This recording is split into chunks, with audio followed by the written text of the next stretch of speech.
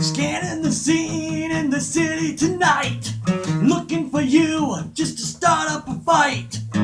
There's an evil feeling in our brains, nothing's new, you know it drives us insane.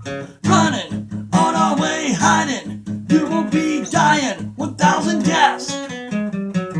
Running on our way, hiding, you will be dying, 1,000 deaths. Searching, seek and destroy. Searching, seek and destroy. Searching, seek and destroy. Searching, seek and destroy. Good evening, folks. Just a little nugget for you there, acoustically. I probably never heard that done acoustically before. Seek and Destroy by Metallica. You are watching TW at midnight. Oh, shit! Oh, my God. But anyhow, Joe Nay left me one of his loaded cigarettes, some kind of mellow tonight. But anyway, I was going through YouTube today, and I seen that Metallica had got one of their newer songs uploaded off their coming up album here. I believe the album is going to be called Hardwire, which I've heard that song. We'll get into that later.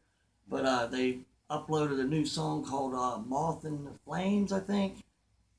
We'll get into that later too, but that got me the idea to do a full review of Metallica's full body of work. You know, starting from Kill 'Em All right on up to this album that they're going to be releasing. Actually, there's what was that? Their little demo thing they did for Brian Siegel's his record where I can't even remember the name of it, but anyway, that's where they spelled Metallica with the I think it was the 2 T's, something like that.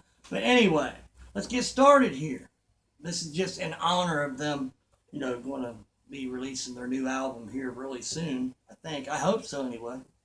So anyway, and as we go into each album, I might try to play a little nugget off of each one. I don't know, off of a little song off of each one, just the beginning or something, acoustically. Okay, the first one, of course, studio, record label, is Kill 'Em All. Now, when I heard this album, I was completely blown away. To tell you the truth, I was a kid. I was probably, I don't know, I'd say 10 or 11 years old. Yeah, if it come out in 1983, I think is when it was released, or 82 or 83, I would have been 10 years old. And to tell you the truth, this album scared me. And of course, I grew up in a religious family, so my mom was, this was not down in her book. I was not allowed to have this, so that made me want it even more, but it scared me the first time I heard it. First song I ever heard by them was in my neighborhood. We was all, some of my guys I ran around with, he said, "You got to hear this," is Motor Breath. I wasn't, that terribly impressed with that song, but then I think I heard something like Whiplash after that, and I was just totally hooked.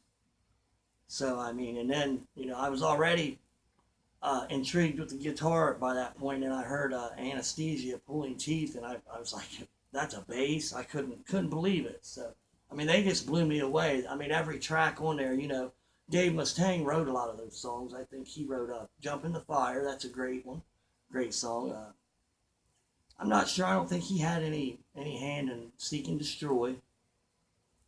But I can remember when I bought that tape, the cassette tape, it had Am I Evil on it, which is a rare commodity. I mean, I believe if you can find that now, it's probably worth money. I don't quote me on that, but it might be because it's a hard find. And Am I Evil? I think that was Diamond Head that redid that. I mean, that did that first. Metallica redid it, but most people think it's a Metallica, original. But Diamond Head, they killed it when they done it. It was awesome. And then what else? What we got? Phantom Lord, Hit the Lights, Metal Militia, great one, great one. But that album, I mean, it was a landmark. When people, I try to take myself, back to that time if I was a musician in a thrash band and think what would I have thought if I was in that same scene in San Francisco. Because, Metallica went to San Francisco. They were in L.A. where all the hair bands were and stuff, and they weren't feeling at home there. So they went to San Francisco where there was quite a few thrash bands. There was Death Angel. There was Testament. There was Exodus. There was quite a few. And then out in New York, which they later went out there to to get with Metal Blade. Was it Metal Blade Records? You can't quote me on some of this stuff, but they went out there to get with the people that recorded Kill 'Em All, and Anthrax was out there, and they stayed in the same building with the Anthrax guys practiced in. They was poor as can be, but everyone out there knew that there was something special with that. They had heard the cassette that Brian Slagle, I think I'm saying his name right, had put together. I think it was Hit the Lights, if I'm correct. It was on that, and everyone had heard that and was like blown away. Back then, that you had to do something called it was tape trading, and you had to fill out your information in these metal magazines. Pen pals. You would get with somebody and you send them a tape or whatever, of some stuff that you like that they might want, and then you vice versa, But anyway, great album. So then it moves on from there to Ride the Lightning, which, in my opinion, is like they're night and day. But it's a Ride the Lightning's great. Let me see. I said I'd play a little. Here we go.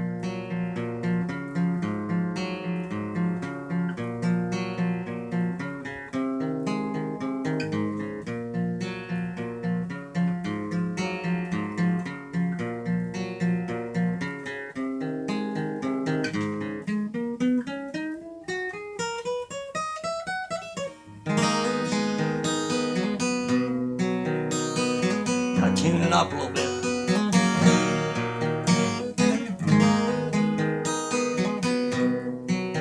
Well, anyhow, Fade to Black was on that album, Ride the Lightning. What else was on there? There was, of course, For Whom the Bell Tolls. There was Ride the Lightning. There was Trapped Under Ice, Fight Fire with Fire, which has got a great kind of classical type piece. Sounds like acoustics, probably is, at the beginning of it, and it goes into the blistering riff that starts out Fight Fire with Fire. There's Escape, which a little known fact on that was when Metallica had to put all the songs together live again that was on that album, because when I think they went out and played that album live just not too long ago, that it was the first time that they had played Escape since they recorded it, and James Hetfield was not happy about it. He does not. He might like performing it now, but he didn't. After it was recorded and stuff, I don't think they ever played it again. So there was what else we got? Creeping Death. Can't forget that one. That album. If there hadn't been a Master of Puppets, which is after that would probably be the one that people hold the highest. But Master of Puppets comes next, which that's where we are. Let me see what we got here. Let's see. Here we go. Here we go.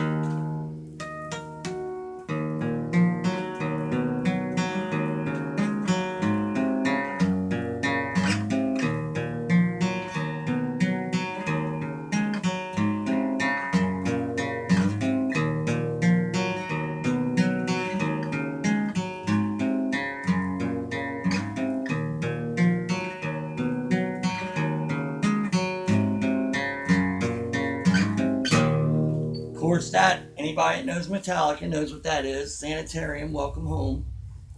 But Master of Puppets may be considered. It's either that, with metal fans, it's either this album, Master of Puppets, or Slayer's Reign in Blood. Myself, I prefer Master of Puppets, Metallica. But to most Metallica fans, this is the benchmark. This is the pinnacle. Of course, there was the title track, Master of Puppets. Lyrically, it's incredible. It sounds like it's talking about cocaine. Chop your breakfast on a mirror, and then it becomes your master pulling the strings. But then there's Leper Messiah. There's Disposable Heroes. Leper Messiah is probably one of my favorite songs on that album because of just the crunch of it and the different time signatures and stuff. Love that song. There is let me see, Damage Inc., which starts out with some incredible volume swells, and it's just incredible. And probably the best song ever written in any genre of music, the best piece of music written in any genre of music, I don't care, hands down, to me, is Orion. Especially when it goes into the middle part with Cliff Burton on his bass, and then they start with their harmonized guitars. Incredible. I mean, it is just incredible. It was mind blowing. My mom told you I come from a religious family, and my mom heard that and said, "See, I told you the devil gets to you," because she said, "What is that? That's beautiful."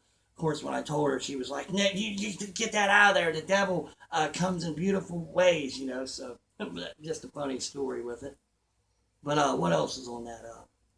I mean, the whole album is just great. Of course, welcome Sanitarium. There's The Thing That Should Not Be.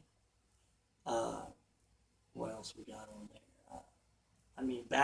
Battery. Yeah, Battery. There's that for offhand. See, I don't have any notes or anything. I got the albums right here, but I don't have any notes on what songs is what.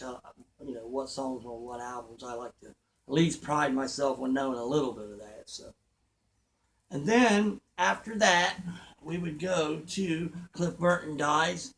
They do Garage Days, which they bring in Jason Newsted, I think is.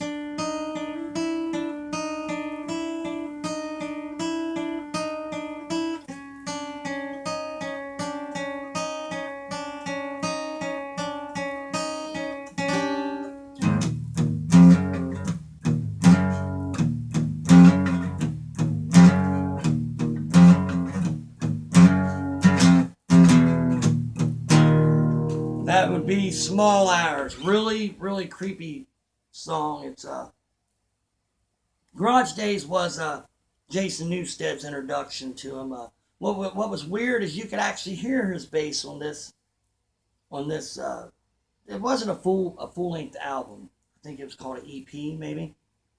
But you could hear his bass on it, which is the weird thing was the follow up to this was Justice for All, where they completely cut him out of the mix. I don't know why.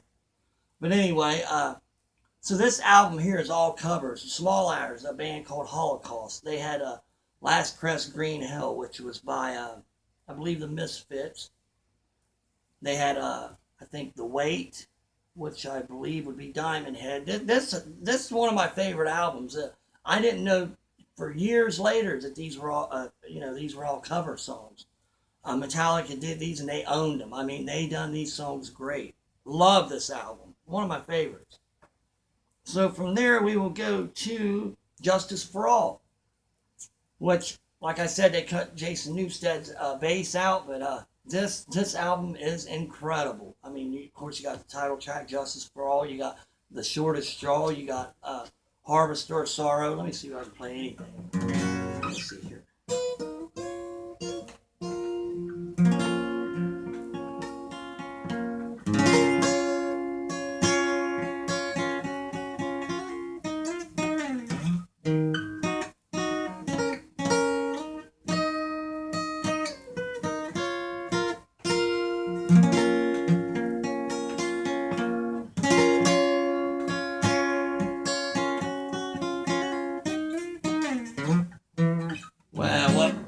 I'm not the greatest on that. That was a piece off of, there's a piece in the middle.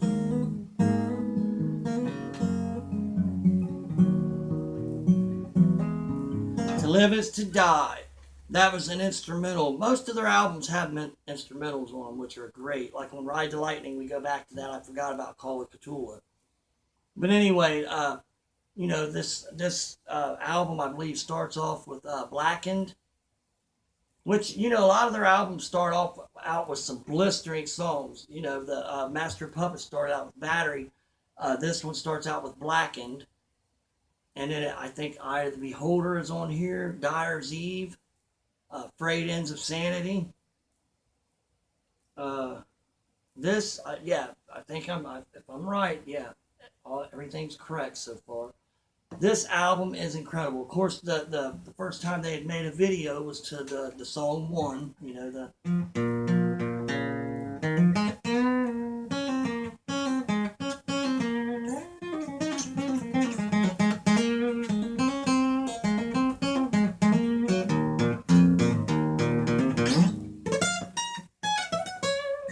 Anyhow, so we got, is there anything I'm forgetting? I think this might be a lot of people's favorites.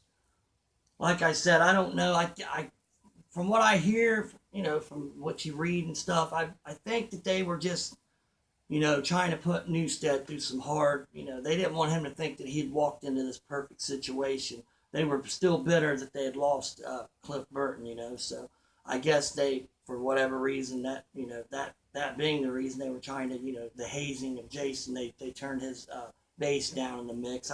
Sometimes I wonder if they regret that, because that is a perfect album other than, so, I would like to be able to hear the bass. So from there, then we go to, this is when a lot of the hardcore fans really got disappointed. I didn't myself. I thought this was a great album, Black. It had, of course, Sandman, or Wherever I May Roam. You got, there's a lot of good ones. There's Nothing Else Matters.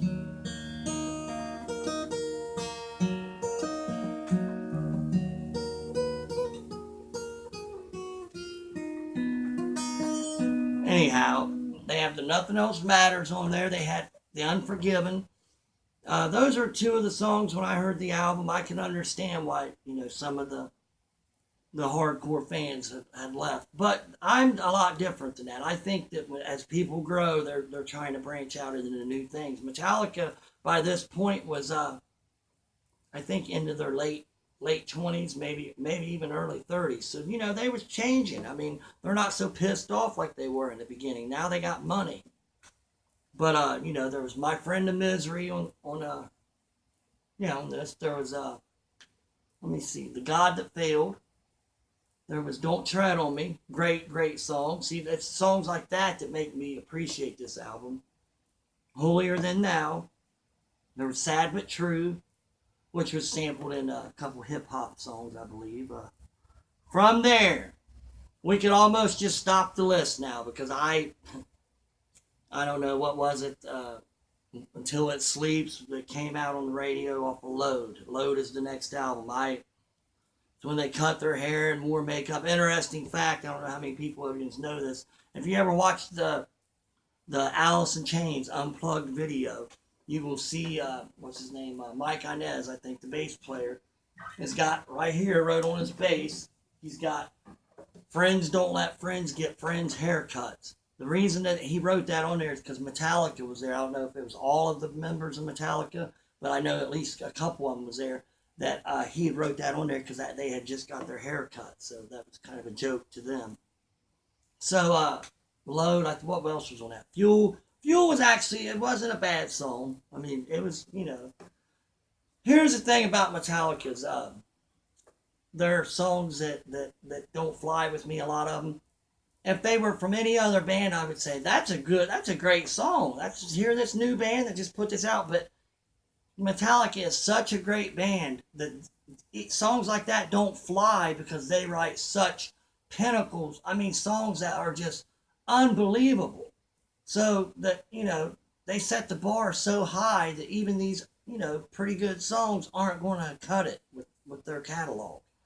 to me, it still doesn't take away from anything that they've done. I don't get mad at them. Even when they done this thing, Lulu, I'm not even going to go into it. I didn't like it, but I'm not mad at them. They're just trying to, they're not young, pissed off guys anymore.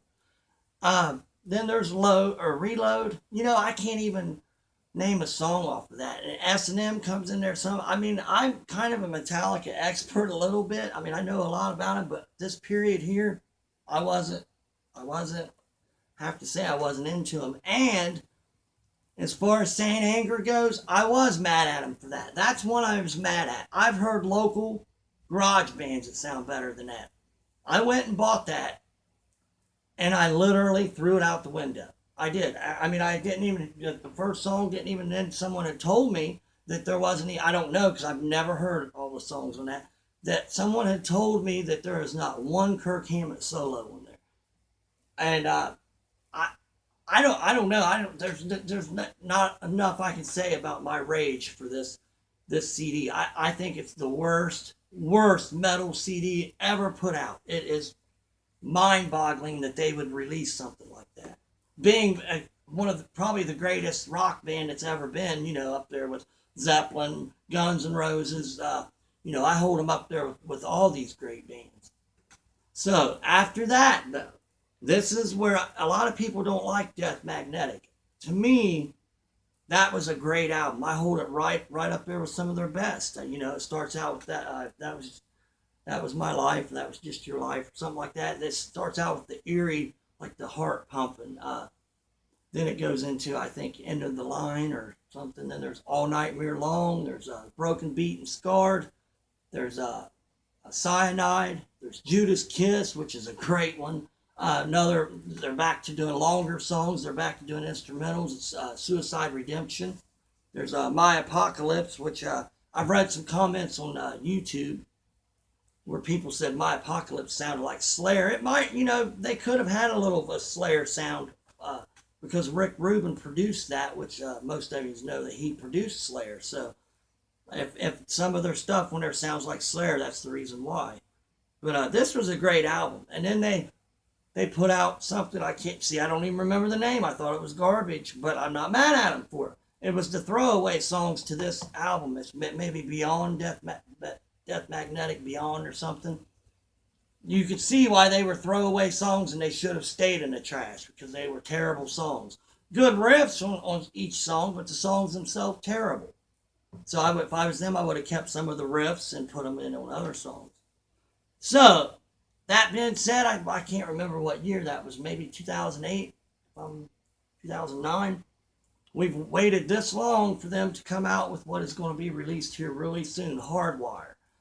I've heard the song Hardwire, and then just tonight, Moth in the Flame or something like that. I can't, if I'm right, I'm not, I know how YouTube people are. I'm going to get crucified for not knowing the exact name of the song, but anyhow, I think this is going to be a really good album. I think the song Hardwire is a great song. It seems to go back. It seems to fall right in between maybe if Kill 'Em All and Justice for All was together, it would fall right in the middle of that.